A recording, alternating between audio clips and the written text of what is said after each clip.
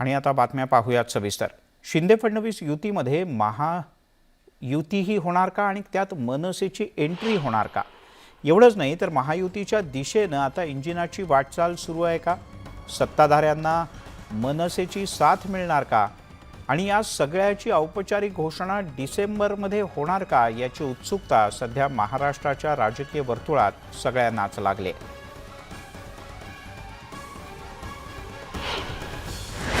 Shinde Fadnavis युतीत मनसेची entry, महायुतीच्या दिशेने धावणार इंजिन, सत्ताधाऱ्यांना मिळणार मनसे साथ।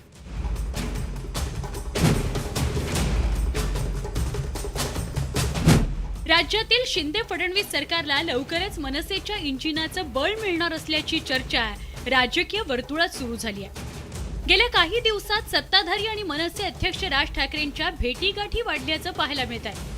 दिवाळीनिमित्त दादरच्या छत्रपती शिवाजी महाराज पार्क मैदानावर मनसेनं केलेल्या विद्युत रोषणाईच्या उद्घाटनाला शिंदे फडणवीसांची हजेरी बरंच काही सांगून गेली। या कार्यक्रमानंतर मनसेच्या महायुतीतील एंट्रीच्या चर्चेनं जोरच धरलाय। आता मनसेचे एकमेव आमदार राजू पाटील यांनी याविषयी सूचक वक्तव्य केलंय। युती करायची नाही करायची तो सर्वस्वी निर्णय मान्य राजसाहेबांचा आहे। त्यांनी आम्हाला आदेश दिलेले आहेत की स्वतंत्र लढायचं आहे आपल्याला। आता आम्ही ती तयारी करतोय, ती आमची तयारी नेहमी असते। त्यांनी सांगितलं भविष्यात आपल्या युतीसोबत जायचे, युती करायची, आम्ही त्यालाही तयार असू।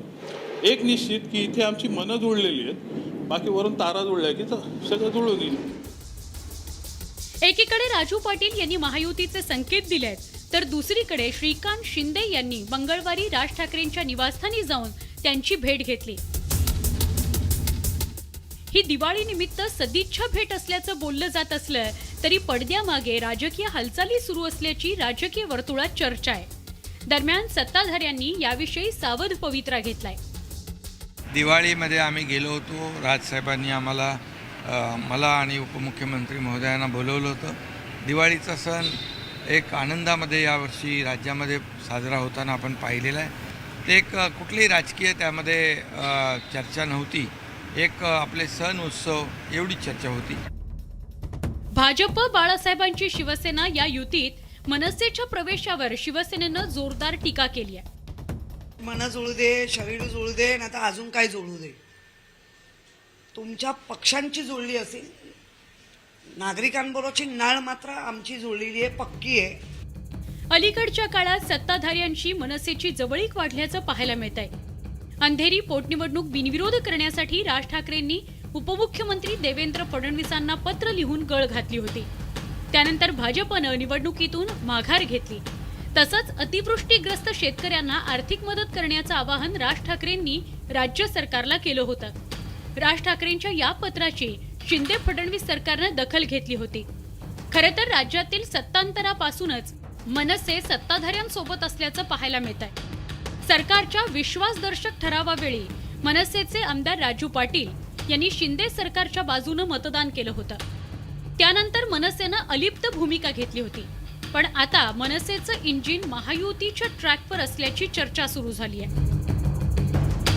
Bureau report, news 18 Lokmat. काही महिन्यांपूर्वी शिवसेना आणि मनसेत हिंदुत्वावरून जोरदार रस्सीखेच झाल्याचं सगळ्या महाराष्ट्रानं पाहिलं। राज ठाकरे यांची हिंदू जननायक अशी प्रतिमा तयार करण्याचा प्रयत्न मनसेनं जाणीवपूर्वक सुरू केला। आता दिवाळी या सणाच्या निमित्तानं हिंदुत्वावरून पुन्हा एकदा या दोन्ही पक्षात सामना रंगण्याची शक्यता आहे। मनसेचा पुन्हा एकदा हिंदुत्वाचा नारा, राज ठाकरेंना हनुमानाची मूर्ती भेट, हिंदुत्वावरून रंगणार राजकारण। दिवाळीनिमित्त शुभेच्छा देण्याकरता आलेल्या मनसे कार्यकर्त्यांनी मंगळवारी राज ठाकरेंना भगवी शाल आणि हनुमानाची मूर्ती भेट दिली। मशिदीवरील भोंग्यांविरोधी आंदोलनानंतर मनसे हिंदुत्वाच्या मुद्द्यावरून आक्रमक झाल्याचं चित्र पाहायला मिळत आहे। याच पार्श्वभूमीवर मनसैनिकांनी राज ठाकरेंना ही भेट दिली असल्याचं बोललं जात आहे। मराठी भाषा आणि मराठी माणसांच्या हक्काचा नारा बुलंद करत राज ठाकरेंनी 1.5 दशकांपूर्वी महाराष्ट्र नवनिर्माण सेनेची स्थापना केली होती। सुरुवातीच्या काळात त्यांना राज्याच्या राजकारणात लक्षणीय यश मिळालं असलं तरी ते पुढे टिकवता आलं नाही. मात्र अलीकडच्या काळात मनसेचं रेल्वे इंजिन हिंदुत्वाच्या ट्रॅकवर आल्याचं पाहायला मिळतंय. मवियाच्या सत्तेत राज ठाकरेंनी मशिदीवरील भोंग्यांचा विषय लावून धरला होता. त्यासाठी आंदोलनही केलं होतं. तसंच राज ठाकरेंच्या हस्ते पुण्यातील हनुमान मंदिरात महाआरतीचं आयोजनही करण्यात आलं होतं. त्यावरून बरंच राजकारण रंगलं. भोंग्याच्या आंदोलनानंतर हिंदू जननायक अशी राज ठाकरेंची प्रतिमा तयार करण्याचा प्रयत्न मनसेकडून केला जातोय. शिवसेनेला शह देण्यासाठी मनसेची ही राजकीय खेळी असल्याचंही बोललं जात आहे. Bureau report, news 18 Lokmat. तिकडे शिंदे फडणवीस सरकारच्या मंत्रिमंडळ विस्ताराचे वारे वाहायला लागलेत. लवकरच राज्य मंत्रिमंडळाचा विस्तार होण्याचे संकेत स्वतः मुख्यमंत्री एकनाथ शिंदे यांनी अनौपचारिक गप्पांमध्ये दिले. मंत्रिमंडळ विस्ताराचा फॉर्म्युला ठरल्याची माहिती सुद्धा त्यांनी दिली. शिंदे फडणवीस सरकारच्या पहिल्या विस्तारात 18 कॅबिनेट मंत्र्यांनी पद आणि गोपनीयतेची शपथ घेतली. पहिल्या शपथविधीत एकाही राज्यमंत्र्याचा समावेश नाही. त्यामुळे लवकरच होणाऱ्या मंत्रिमंडळ विस्तारात प्रामुख्याने राज्यमंत्र्यांचीच वर्णी लागण्याची शक्यता आहे. राज्य मंत्रिमंडळ विस्तारात कोणाची वर्णी लागणार याकडे सगळ्यांचं लक्ष लागलंय. प्रामुख्याने एकनाथ शिंदे यांना सातत्यानं समर्थन देणाऱ्या कोणत्या आमदाराला मंत्रिपदाची लॉटरी लागणार याकडे आमदार आणि त्यांच्या समर्थकांचं जास्त लक्ष आहे.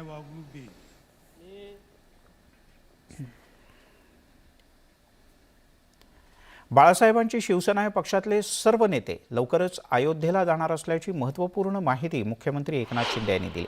दिवाळीच्या निमित्तानं पत्रकारांशी साधलेल्या अनौपचारिक संवादात मुख्यमंत्र्यांनी याचा उल्लेख केला. मुख्यमंत्री या दौऱ्यात प्रभू श्री रामचंद्रांचं दर्शन घेणार असून अयोध्येतल्या कामाची पाहणी करणार असल्याचंही त्यांनी नमूद केलं.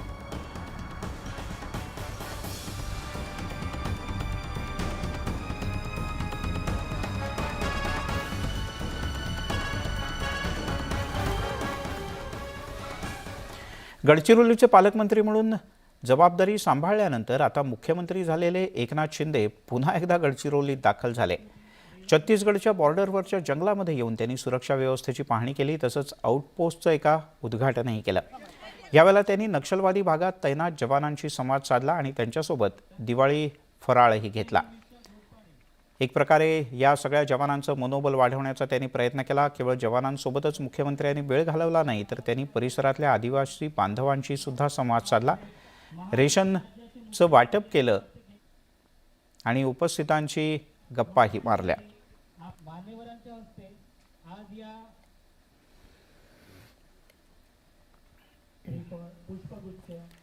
कालच पंतप्रधान नरेंद्र मोदी यांनी कारगिलच्या द्रास सेक्टरमधल्या जवानांच्या सोबत दिवाळी साजरी केली होती. त्यांच्या पावलावर पाऊल टाकत मुख्यमंत्री एकनाथ शिंदे हे गडचिरोलीत पोहोचले. त्यांनी गडचिरोलीतल्या जवानांच्या सोबत दिवाळी साजरी केली. सणासुदीच्या काळात सुद्धा कुटुंबियांपासून लांब राहून नक्षलवाद्यांच्या विरोधात लढणाऱ्या जवानांचं मनोबल मुख्यमंत्र्यांनी वाढवलं. कारगिलमध्ये पंतप्रधान नरेंद्र मोदी, गडचिरोलीत मुख्यमंत्री एकनाथ शिंदे. राष्ट्रासाठी लढणाऱ्या जवानांसोबत नेत्यांची दिवाळी. पाकिस्तान सीमेचं रक्षण करणाऱ्या जवानांच्या सोबत दिवाळी साजरी करणारे पंतप्रधान नरेंद्र मोदी पहा, तर दुसरीकडे लोकशाहीला आव्हान देणाऱ्या नक्षलवाद्यांचा सामना करणाऱ्या जवानांसोबत मुख्यमंत्री एकनाथ शिंदे पहा. पंतप्रधान मोदी दरवर्षी दिवाळी जवानांसोबतच साजरी करतात. यावर्षी मोदींनी कारगिल द्रास सेक्टरमधल्या जवानांसोबत दिवाळी साजरी केली. त्यांच्याच पावलावर पाऊल ठेवत महाराष्ट्राचे मुख्यमंत्री एकनाथ शिंदे हे गडचिरोलीत पोहोचले. मुख्यमंत्री शिंदे यांनी गडचिरोलीत जवानांसोबत दिवाळी साजरी केली. सणासुदीच्या काळातही कुटुंबियांपासून लांब राहून नक्षलवादाच्या विरोधात लढणाऱ्या जवानांचं मुख्यमंत्री एकनाथ शिंदे यांनी मनोबल वाढवलं. पंतप्रधान नरेंद्र मोदी हे आदर्श असल्याचं मुख्यमंत्र्यांनी आवर्जून सांगितलं. या देशाचे लोकप्रिय प्रधानमंत्री मोदी साहेब दरवर्षी न चुकता आपल्या बॉर्डर किंवा सीमाचं रक्षण करतात. त्या जवानांसोबत दिवाळी साजरी करणं हे फार आपल्या देशवासियांसाठी एक गौरवाची, अभिमानाची बाब आहे. त्याचा आदर्श सगळ्यांनी घेतला पाहिजे. मुख्यमंत्र्यांनी नक्षलवाद महाराष्ट्रातून समूळ नष्ट करणार असल्याची भीष्म प्रतिज्ञा नक्षलवाद्यांच्या बालेकिल्ल्यातच बोलून दाखवली. या ठिकाणी देखील आपले जवान जे आहेत हे स्वतःचा जीव धोक्यात घालून आपल्या राज्याचं रक्षण करत आहेत. सरकार त्यांच्या पाठीशी आणि जवान देखील अतिशय योग्यप्रमाणे त्यांचं कर्तव्य बजावतात हे वेळोवेळी त्यांनी दाखवून दिलेलं आहे. त्यामुळे नक्षलवादाच्या विरोधामध्ये किंबहुना नक्षलवादाचा बिमोड करण्यासाठी आपले जवान जे आहेत हे सक्षम आहेत, अतिशय सक्षम आहेत. जवानांसोबत दिवाळी साजरी करणाऱ्या मुख्यमंत्री एकनाथ शिंदे यांनी एक नवीन आदर्श घालून दिलाय. काही दिवसांपूर्वी पालकमंत्री देवेंद्र फडणवीस यांनीही गडचिरोलीचा दौरा करून तिथल्या विकास कामांचा आढावा घेतला होता. मुख्यमंत्री आणि उपमुख्यमंत्र्यांनी गडचिरोलीकडे जातीनं लक्ष दिलंय. त्यामुळे इथल्या भाळी लागलेला मागासलेपणाचा शाप लवकरच पुसला जाईल यात शंकाच नाही. महेश तिवारी, न्यूज 18 लोकमत, गडचिरोली. बहुप्रतीक्षित समृद्धी महामार्गाच्या उद्घाटनाला अखेर मुहूर्त सापडला. पुढच्या महिन्यात नागपूर ते शिर्डी या टप्प्याचं उद्घाटन होणार आहे. त्यामुळे अवघ्या काही तासात नागपूरहून थेट शिर्डी गाठता येईल. नागपूर ते शिर्डी प्रवास होणार सुसाट.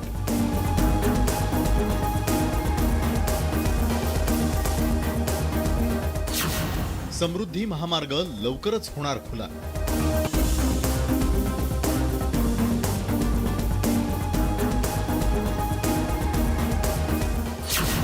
पहिल्या टप्प्याचं होणार उद्घाटन.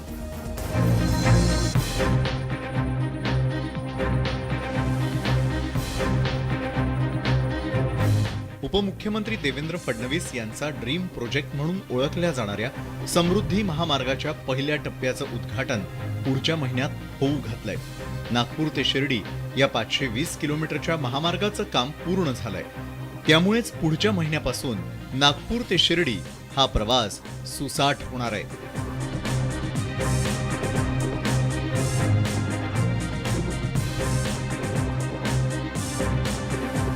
समृद्धी लवकरच आपण शिर्डीपर्यंत ओपन करतोय लोकांसाठी आणि त्यानंतर शिर्डी ते नागपूर हा प्रवास देखील लोकांसाठी. राजधानी मुंबई आणि उपराजधानी नागपूर या दोन शहरांना जोडण्यासाठी समृद्धी महामार्गाची आखणी करण्यात आली होती. तत्कालीन मुख्यमंत्री देवेंद्र फडणवीसांनी त्यासाठी पुढाकार घेतला होता. MSRDCवर 701 किलोमीटरच्या या महामार्गाच्या निर्मितीची जबाबदारी सोपवण्यात आलेली आहे. 8 मार्गिका असलेला हा महामार्ग राज्यातील 10 जिल्हे, 26 तालुके आणि 390 गावांमधून जाणार आहे. नोव्हेंबर 2018 मध्ये फडणवीस सरकारच्या काळात या महामार्गाच्या कामाला प्रत्यक्षात सुरुवात झाली होती. या महामार्गाचं काम पूर्ण झाल्यानंतर मुंबई ते नागपूर 701 किलोमीटरचं अंतर अवघ्या 8 तासात पूर्ण करता येणार आहे. खरं तर 2021 मध्ये 2 टप्प्यात हे काम पूर्ण करण्यात येणार होतं. मात्र कोरोनामुळे काम रखडलं होतं. कोरोनाचे निर्बंध हटल्यानंतर कामाला वेग आला. आता लवकरच पहिला टप्पा जनतेसाठी खुला होणार आहे. Bureau report, news 18 Lokmat. काँग्रेसचे प्रदेशाध्यक्ष नाना पटोले यांनी राज्य सरकार बरखास्त करावा अशा प्रकारची मागणी केली. याबद्दल मुख्यमंत्री एकनाथ शिंदे यांनी पटोलेंची मागणी हास्यास्पद असल्याचं म्हटलंय. राज्यात बहुमताचं भक्कम पाठिंबा असलेलं सरकार आहे. दुसरीकडे परतीच्या पावसामुळे झालेल्या नुकसानीचे पंचनामे युद्धपातळीवर करण्याचं काम सुरू असल्याचंही मुख्यमंत्र्यांनी नमूद केलं. राज्यातल्या प्रत्येक नुकसानग्रस्त शेतकऱ्याला भरपाई मिळणार असून सरकार पूर्ण ताकदीनिशी शेतकऱ्यांच्या पाठीशी उभं असल्याचंही मुख्यमंत्र्यांनी नमूद केलं. नाना पटोले म्हणले की सरकार बरखास्तची मागणी करू आम्ही आता या आता हे भाष्य हास्यास्पद आहे. कारण आज राज्यामध्ये एक थम्पिंग मेजॉरिटी असलेलं एक स्पष्ट आणि भक्कम पाठिंबा असलेले सरकार स्थापन झालेलं आहे आणि 3 महिन्यामध्ये आम्ही जवळपास 72 मोठे निर्णय घेतलेले आहेत. राज्याच्या हिताचे निर्णय घेतले आहेत. विरोधी पक्ष टीका करतायत, आम्ही टीकेला कामाने उत्तर देऊ. परतीच्या पावसामुळे झालेलं नुकसान जे आहे त्याचे देखील पंचनामे युद्ध पातळीवर करायला सांगितलेले आहेत. ते निकषात बसू अथवा न बसू शेतकऱ्यांना नुकसान भरपाई मिळणार आणि शेतकऱ्यांना वाऱ्यावर सोडलं जाणार नाही. हे शेतकऱ्यांचं बळीराजाचं सरकार आहे, त्यामुळे सरकार शेतकऱ्यांच्या पाठीशी उभं आहे. मुख्यमंत्री एकनाथ शिंदे यांनी शेतकऱ्यांसोबत वर्षा या आपल्या शासकीय निवासस्थानी दिवाळी साजरी केली. राज्यभरातून निवडक 160 शेतकऱ्यांना सहकुटुंब सहपरिवार वर्षावर बोलावण्यात आलं होतं. शेतकऱ्यांसह झालेल्या या दिवाळी सेलिब्रेशनमध्ये मुख्यमंत्री एकनाथ शिंदे, कृषीमंत्री अब्दुल सत्तार, प्रताप सरनाईक, प्रवीण दरेकर आणि आनंदराव अडसूळ उपस्थित होते. मदतीपासून राज्यातला कोणताही शेतकरी वंचित राहणार नाही असं आश्वासन मुख्यमंत्र्यांनी यावेळी दिलं.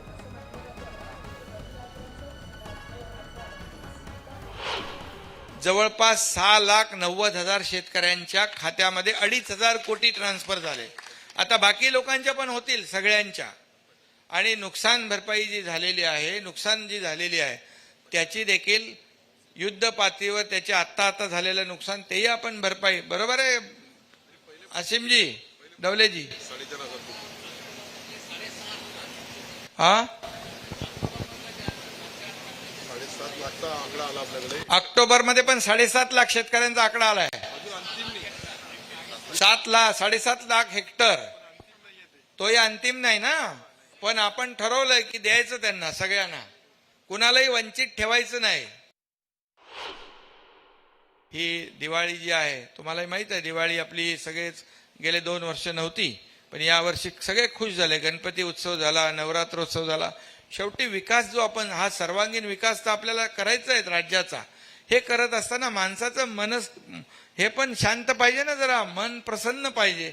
ते आपली संस्कृती परंपरा जी आहे ही देखील आपण जोपासली पाहिजे, ती आपण पुढे नेली पाहिजे. त्यामुळे हे सगळं करत असताना याची आवश्यकता आहे. मुख्यमंत्र्यांनी शेतकऱ्यांसोबत दिवाळी साजरी केली. पहिल्यांदाच एखाद्या मुख्यमंत्र्यानं शेतकऱ्यांना दिवाळी साजरी करण्यासाठी वर्षा या आपल्या शासकीय निवासस्थानी बोलवल्याची प्रतिक्रिया शेतकऱ्यांनी दिली. आम्हाला तर ह्यांनी अगोदर मुख्यमंत्री झाल्याला हा एक आनंद झाला होता.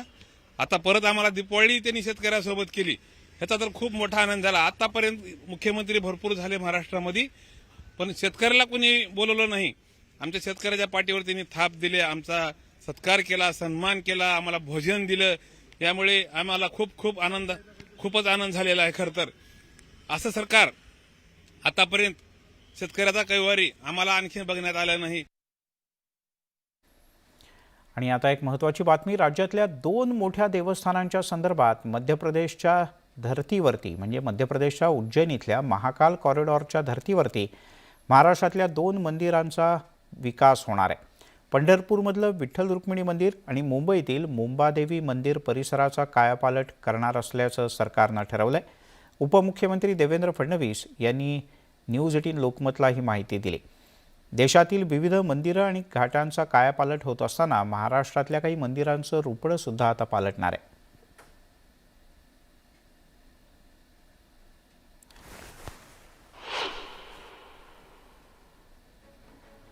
पायाभूत सोयीसुविधांवर आमचा भर असेल असं उपमुख्यमंत्र्यांनी म्हटलं. राज्यातील 2 मंदिरांचा कायापालट करण्याच्या दृष्टीने सरकार प्रयत्नशील आहे. मुंबादेवी कॉरिडॉर उभारणार आहे. उज्जैनप्रमाणे पंढरपुरात सुद्धा कॉरिडॉर सरकार तयार करणार आहे. मी सागर बंगल्यावरतीच खुश आहे, इथे खूप सकारात्मकता आहे असंही त्यांनी या अनौपचारिक गप्पांमध्ये सांगितलं. मुख्यमंत्री कधी झोपतात हा संशोधनाचा विषय असल्याचं सांगत त्यांनी मुख्यमंत्री एकनाथ शिंदे यांचं कौतुकही केलं.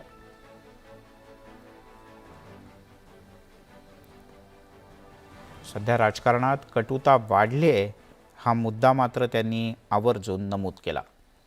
मशिदींवरच्या भोंग्यांचा विषय ताजा असतानाच आता फटाक्यांच्या आवाजावरून नव्या वादाची ठिणगी तर पडणार नाही ना अशी शंका येऊ लागली. सोशल मीडियावरच्या एका व्यक्तीनं मुंबई पोलिसात तक्रार केल्यामुळे आता वाद वाढू शकतो. अजान सहन करतो, फटाके सहन करा. फटाक्यांच्या तक्रारी करणाऱ्यांना मनसेनं सुनावलं. फटाके विरुद्ध भोंगा वाद पेटला. मुंबईत दिवाळीत फटाक्यांची आतषबाजी सुरू आहे.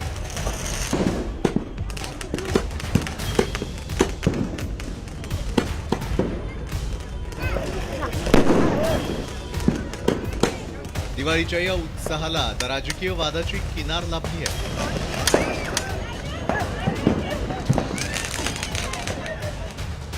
मुंबईत फटाक्यांच्या आतषबाजी विरोधात मुंबई पोलिसांच्या ट्विटरवर काही मुस्लिम युजर्सनी तक्रारी केल्यात. या तक्रारींमुळे मनसे आक्रमक झाली आहे. रोज मशिदीवरील भोंग्यांवरती अजान ऐकतो. 2 दिवस फटाक्यांचा आवाज सहन करा असा सल्ला मनसेनं तक्रारदारांना दिलाय. जे साधारणतः वर्षभर अनेक वर्ष कित्येक वर्ष त्यांचे आजान आम्ही सहन करतोय आणि दिवाळी हा आमचा काही दररोजचा सण हे नाहीये. 4 दिवस वर्षात येतात, तो दिवाळी देखील सण आम्ही साजरा करायचा नाही. त्याला फटायचा जर ह्यांना त्रास होत असेल तर मग ह्यांचा आजान किंवा ह्यांचे जे सकाळी पहाटे होतात त्याला तो त्रास होत नाही का आम्हाला? मुंबई पोलिसांच्या ट्विटर हँडलवरती आलेल्या तक्रारींची पोलिसांनी दखल घेऊ नये. जर पोलिसांनी या तक्रारींवर कारवाई केली तर ज्यांच्यावर कारवाई होईल त्यांच्या पाठीशी मनसे उभी राहील असंही मनसे नेत्यांनी निक्षून सांगितलं.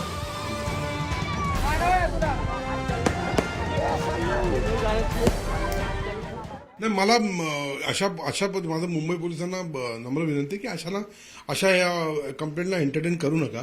कारण असं जर असेल तर निश्चितपणे ज्याच्यावर जी कंप्लेंट होईल मनसे त्याच्या पाठीशी पूर्णपणे ताकदीनिशी उभी राहील, एवढं मात्र नक्की. आणि माझं आपल्या माध्यमातून मुख्यमंत्री आणखी उपमुख्यमंत्र्यांना देखील हेच मागणं आहे किंवा ही नम्र विनंती आहे की अशा पद्धतीच्या यांना काही खत पाणी घालू नका तुम्ही. फटाक्यांवरून अकारण 2 समाजात वाद निर्माण होत असल्यानं मुस्लिम विचारवंतांनी नाराजी व्यक्त केली आहे. एकमेकांच्या वरती अशा पद्धतीच्या कुरघोड्या करणं हे अलीकडे मोठ्या प्रमाणात वाढत चाललेलं आहे. धर्माचा राजकारणासाठी वापर होणं हे दुर्दैवी आहेच आहे, पण ज्या पद्धतीने एकूण ध्रुवीकरण वाढत चाललेलं आहे ती आपल्या देशाची अलीकडची एक मोठी शोकांतिका आहे. दिवाळी आणि फटाके यांच्यातून 2 समाजात वाद होण्याचा तसा संबंध नाही, पण सध्याची स्थिती पाहता भोंगाविरुद्ध फटाके असं चित्र उभं करून राजकीय वाद पेटवला जातोय की काय अशी स्थिती निर्माण झाली आहे. विशाल पाटील, न्यूज 18 लोकमत, मुंबई. बातमी शिवसेना म्हणजे उद्धव बाळासाहेब ठाकरे यांची शिवसेना आणि काँग्रेसच्या भावी एकत्र येण्याची. काँग्रेसचे नेते राहुल गांधी भारत जोडो यात्रेच्या निमित्तानं लवकरच महाराष्ट्रात दाखल होत आहेत. या यात्रेमध्ये सहभागी होण्यासाठी काँग्रेसच्या नेत्यांनी थेट उद्धव ठाकरे यांना गळ घातले. भारत जोडो यात्रेच्या माध्यमातून भाजप विरोधकांची मोट बांधण्याचा प्रयत्न काँग्रेसकडून केला जातोय. भारत जोडोत उद्धव ठाकरेंच्या समावेशासाठी फिल्डिंग. नांदेडमध्ये उद्धव भारत जोडोत सहभागी होणार.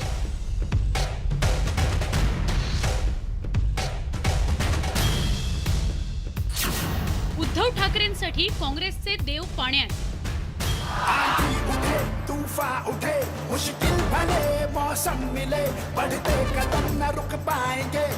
राहुल गांधींची भारत जोडो यात्रा 7 नोव्हेंबरला नांदेडमध्ये पोहोचणार आहे. दक्षिणेत राहुल गांधींच्या भारत जोडो यात्रेला मिळालेल्या प्रतिसादामुळे काँग्रेस नेत्यांच्या शिडात उत्साहाची हवा भरली आहे. भारत जोडो यात्रा महाराष्ट्रात दाखल होईल तेव्हा महाविकास आघाडीची एकजूट दाखवण्याचा काँग्रेसचा प्रयत्न असणार आहे. यासाठी शरद पवार आणि उद्धव ठाकरेंना काँग्रेस नेत्यांनी यापूर्वीच निमंत्रण दिलंय. आदित्य ठाकरे आणि शरद पवारांनी तत्वतः मान्यताही दिली आहे, पण काँग्रेसला भारत जोडो यात्रेत उद्धव ठाकरेंनी सहभागी व्हावं असं वाटतंय. MVA के जो हमारे घटक दल हैं, हमने पहले से कहा है किसी भी राजनीतिक दल का स्वागत है जो भारत जोड़ो यात्रा के मकसदों का समर्थन करता है. एनसीपी के साथ हमारा गठबंधन है, शिवसेना के साथ हमारा गठबंधन था, हमारी मिलीजुली सरकार महाराष्ट्र में थी. तो वास्तविक है कि उद्धव ठाकरे जी और शरद पवार जी भी भारत जोड़ो यात्रा में भाग लेंगे.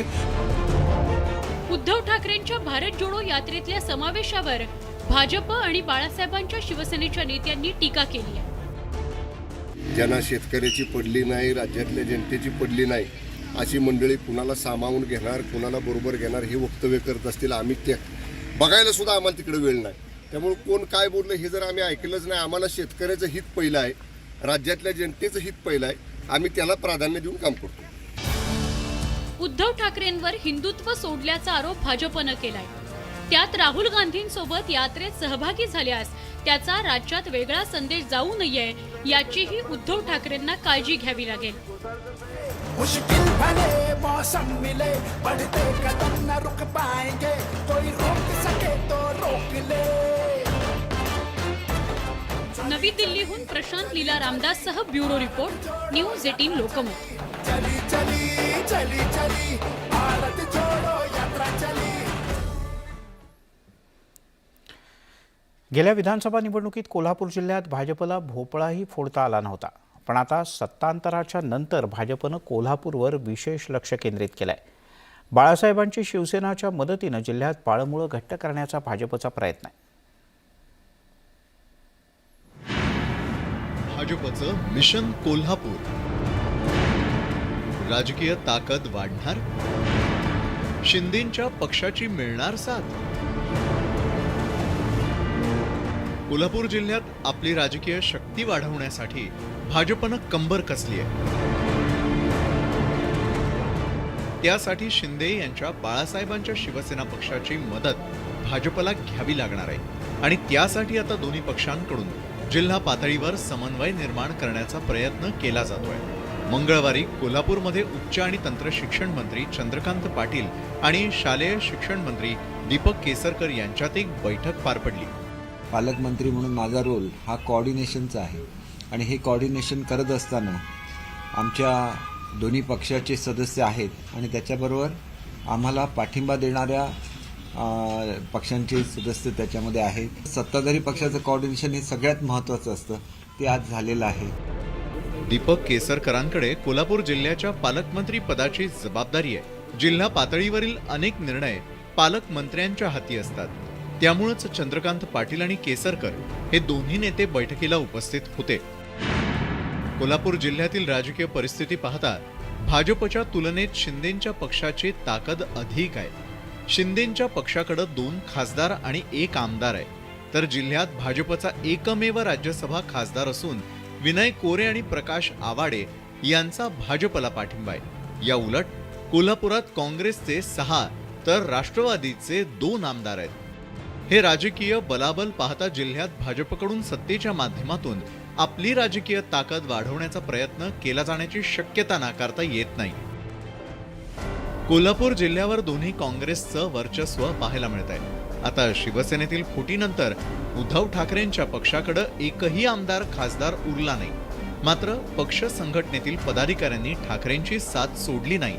तर गेल्या विधानसभा निवडणुकीत भाजपला कोल्हापूर जिल्ह्यात खातही उघडता आलं नव्हतं, याची सल अद्यापही चंद्रकांत पाटलांना आहे. त्यामुळेच आता सत्तांतरानंतर भाजपनं जिल्ह्यात पाय रोवण्यासाठी आतापासूनच प्रयत्न सुरू केले आहेत. ज्ञानेश्वर साळोखे, न्यूज 18 लोकमत, कोल्हापूर.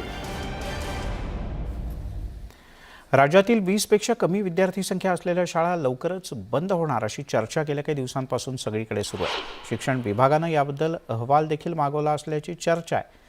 पण शिक्षण विभागाच्या या धोरणाला पुन्हा एकदा ग्रामीण भागातील शिक्षक आणि पालकांचा विरोध आहे.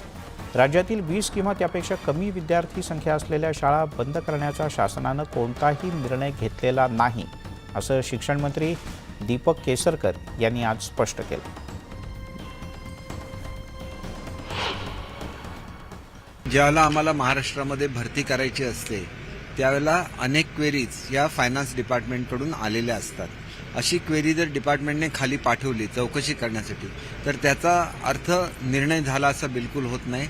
असा निर्णय अद्याप झालेला नाही आहे. केवळ अफवांच्या आधारावर वेगवेगळ्या ठिकाणी SMS पाठवले जात आहेत, आंदोलन करण्याची भाषा बोलली जाते, हे अत्यंत चुकीचं आहे.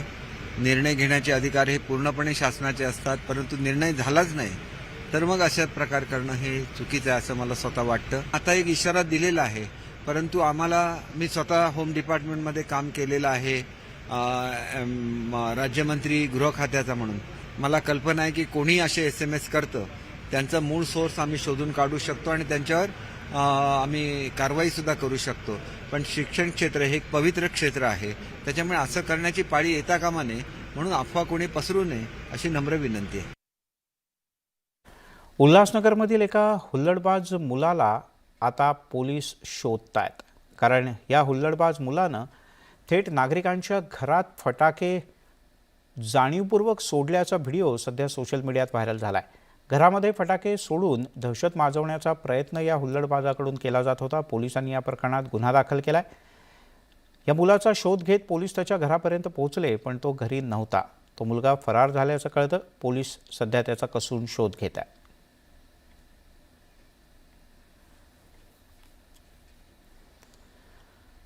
तिकडे औरंगाबादमध्ये क्षुल्लक कारणावरून एका तरुणाला बेदम मारहाण करण्यात आली. तरुणांच्या 2 टोळक्यांमध्ये क्षुल्लक कारणावरून वाद झाला. एकमेकांच्या अंगावर फटाके फोडण्याचा व्हिडिओ सुद्धा समोर आला. जिल्ह्यात खामगाव इथे मुलांच्या 3 वेगवेगळ्या गटांमध्ये फटाकेबाजीचा स्टंट पाहायला मिळाला. फटाके फोडणारे तरुण हे एकमेकांच्या अंगावर पेटते फटाके भिरकवताना पाहायला मिळाले.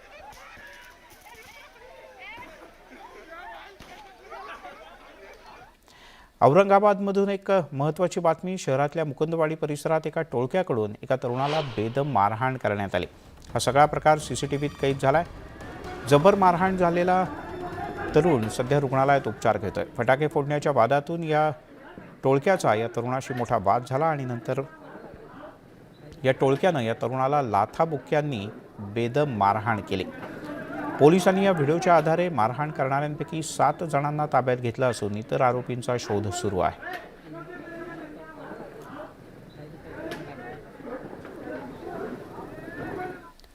पंजाबच्या अमृतसर इथल्या सुवर्ण मंदिरात दीपावलीच्या निमित्तानं आकर्षक रोषणाई इथे करण्यात आली. सुवर्ण मंदिराच्या परिसरात रात्री फटाक्यांची आतषबाजी सुद्धा करण्यात येते. यावेळेला मंदिराचा सगळा परिसर प्रकाशानं न्हाऊन निघतो.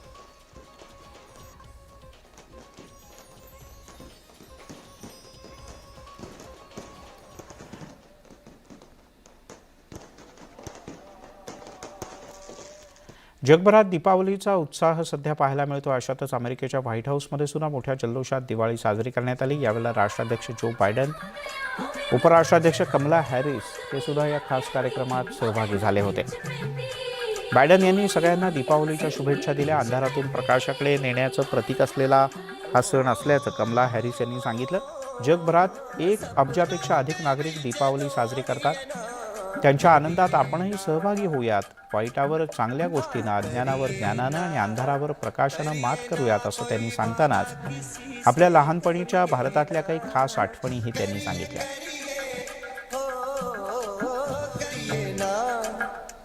तो वादा फिर तोड़िए ना, तो वादा फिर तोड़िए ना. वर्षातलं अखेरचं सूर्यग्रहण आज पार पडलं. देशाच्या कानाकोपऱ्यातून नागरिकांनी, खगोलप्रेमींनी हे सूर्यग्रहण पाहिलं. देशात सर्वप्रथम जम्मू काश्मीरमध्ये या सूर्यग्रहणाला सुरुवात झाली. त्यानंतर विविध भागात सूर्यग्रहण दिसू लागलं. राज्याच्या काही भागातून नागरिकांनी सूर्यग्रहण पाहिलं. काही ठिकाणी सूर्यग्रहण पाहण्यासाठी खास व्यवस्थाही करण्यात आली होती. खगोलप्रेमींनी नागरिकांना दुर्बीण किंवा प्रतिबिंबाच्या माध्यमातून हे सूर्यग्रहण दाखवलं. ग्रहणाच्या पार्श्वभूमीवर मंदिरं दुपारी काही काळ बंद होती. ग्रहण काळात अनेकांनी नदीमध्ये स्नानही केलं.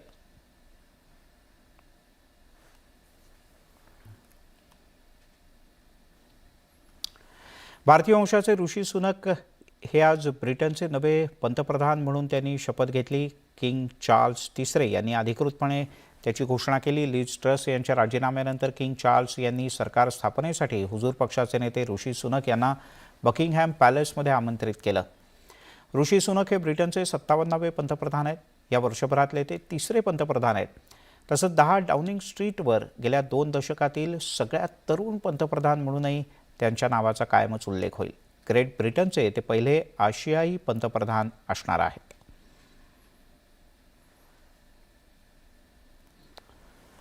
भारतीय वंशाचे ऋषी सुनक इंग्लंडचे पंतप्रधान झाल्यानंतर टीम इंडियाचा माजी क्रिकेटपटू आशिष नेहरा सध्या चर्चेत आहे. सध्या ऋषी सुनक आणि आशिष नेहरा यांच्यातील मीम्सना मोठा पूर आलाय. ऋषी सुनक नव्हे तर आशिष नेहरा ब्रिटनचा पंतप्रधान झाल्याचं काही जण मीम्समधून सांगतायत. नागरिक नेहराचंही अभिनंदन करतायत. आशिष नेहरा आणि ऋषी सुनक यांच्यातल्या चेहऱ्यातल्या काही साम्यामुळे सध्या दोघंही चर्चेत आहेत. दोघांचं हसणं, चेहऱ्याची ठेवण, हेअरस्टाईल या सगळ्याचीच नेटकऱ्यांमध्ये चर्चा आहे. 2020 वर्ल्ड कपमधला सगळ्यात बहुचर्चित असा सामना भारत पाकिस्तानचा मुकाबला अखेरच्या बॉलपर्यंत रंगतदार ठरला. विराटच्या नॉटआउट 82 रन्सच्या तुफानी खेळीमुळे टीम इंडियानं मेलबर्नवर दिवाळी साजरी केली. भारत पाकिस्तान दरम्यान हा सामना अभिनेते समीर चौगुले यांनी मेलबर्नच्या मैदानात पाहिला. त्या सामन्याचा अनुभव त्यांनी न्यूज 18 लोकमत बरोबर शेअर केला. हॅलो, नमस्कार. मॅच म्हणजे नेमकं काय असतं हे आपल्या सगळ्यांना माहिती आहे, पण ग्राउंडवर MCGवर हा सगळा अनुभव घेणं हे एक खूप वेगळं फिलिंग आहे. काय नेमकं त्या सगळ्या मॅचच्या वेळेला वाटलं, ज्या वेळेला पाकिस्तानची बॅटिंग सुरू होती, नंतर भारताची बॅटिंग सुरू झाली, काय नेमकी त्यावेळेची एकंदरीत फिलिंग होती? मी शब्दात तुम्हाला सांगू शकत नाही असं फिलिंग होतं ते.